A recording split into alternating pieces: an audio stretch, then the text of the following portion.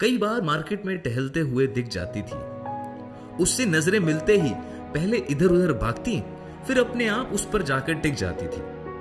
उस दिन भी उसे मोहल्ले में घूमते फिरते देखा। बाईं ओर उसका हाथ थामे उसकी 3 साल की बेटी थी। आज तो मानो कुछ अजीब सा ही था जो उसकी ओर खींच के ले जा रहा था। थोड़ी झिझक थी, पर मैं अपने आप को और नहीं रोक पाया। 10 सीढ़ी ऊपर उसका घर था। घर से ज्यादा वो चिल्ड्रंस पार्क था। वही छोटी बच्ची दिखाई दी, पलंग पर चढ़ती, 2 छलांग लगाती और कूद जाती। एक कमरे का मकान था, पर एक एक हंसी जोड़कर उसे घर बनाया था मानो। ऊपर दीवार पर शादी की तस्वीरें थी। खूबसूरत थीं, पर अलग थीं। साथ ही सिलाई मशीन पड़ी हुई देखी। मैंने बातों बातों में कहा, देखो ना, मेरा झोला फट गया है। अभी कहा ही था और वो कूद पड़ी मशीन और धागे का बक्सा लेकर। मैंने कहा, कर पाओगी? वो हंसने लगी, बोली, शौक है। टेडी बियर की फैक्ट्री में काम करती थी, पर ज्यादा टाइम काम कर नहीं पाई। वहां और भी औरतें थी, शायद उन्हें अच्छा नहीं लगता था। निकलवा दिया मुझे। मशीन में धागा लगाते हुए उनकी आंख से थोड़ा पानी आ गया। ये देखते ही संजय भैया आ गए। बोले, पूजा बताती क्यों नहीं हो? मैं कर देता हूं ना। संजय भैया पूजा दीदी के पति हैं। 5 साल पहले उन दोनों की शादी हुई थी। रिश्ता पूजा दीदी की बड़ी बहन ने भेजा था।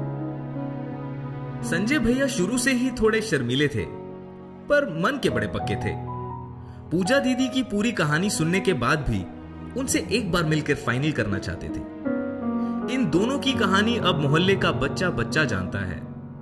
झोला बनाते ही टाइम देखा और मन में बोली, ओहो, आज फिर शुभम लेट हो गया। बोलते ही शुभम को तैयार करने लगी। तैयार होके शुभम स्कूल को चला गया। अब पूजा दीदी फ्री थी। बोली, चाय हो जाए? मैंने बेशर्मी से बोल दिया, साथ कुछ और भी ले आना, दोपहर के खाने का वक्त जो हो रहा है। वो मुस्कुराई, पर उनके चेहरे पर ठीक से मुस्कुराहट दिखी नहीं। मैंने अब उनसे पूछ ही लिया, दीदी ये सब हुआ कैसे? हर कोई अलग अलग बात बताता है, तो मैंने सोचा आपसे पूछ ही लूं, बुरा ना मानना। नहीं नहीं, बुरा मानने की क्या बात है? चेहरा बिगड़ा है, याददाश्त बिल्कुल सही है। बिस्किट खाते खाते दीदी बोली। वो मेरी दीदी का देवर था। उसने शादी के लिए पूछा था। मैंने मना कर दिया, तो उसने मेरे चेहरे पे एसिड फेंक दिया। 2005 की बात है। 12 साल से यही कहानी सबको सुना रही हूं, पर हां, यही मेरी जिंदगी का सच है। अब शुरू शुरू में तो 6 महीने तक घर के बाहर नहीं निकलती थी, मगर फिर सोचा एक ही जिंदगी है, पूरी तरह जीऊंगी।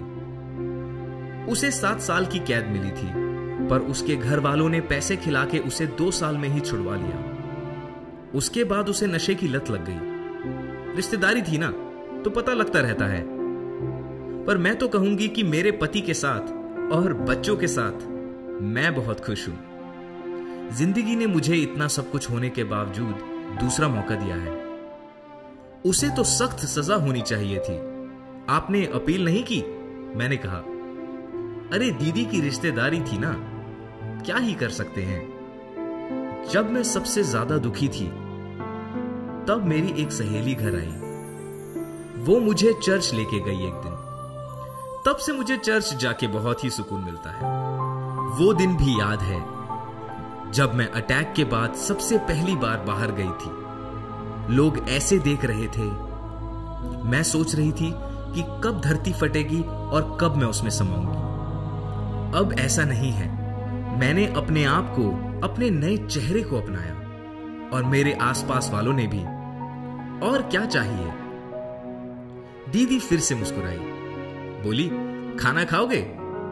मेरे चेहरे पे अपने आप एक मुस्कान आ गई।